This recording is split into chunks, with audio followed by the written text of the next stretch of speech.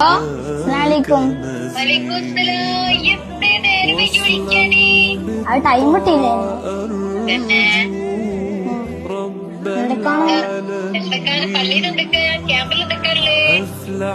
ക്യാമ്പില് പ്രസംഗം ഇന്ന് ഞാൻ മഗ്‌രിബിന് ശേഷം പ്രധാന പ്രസംഗം നടത്തണം.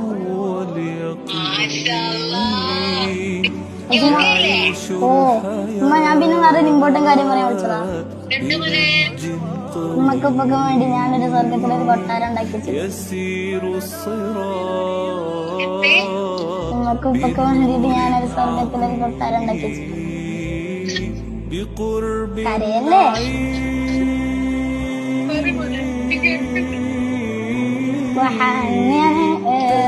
സ്കെച്ചും ചെയ്ത് രാവിലെ നേരത്തെ എണീച്ച്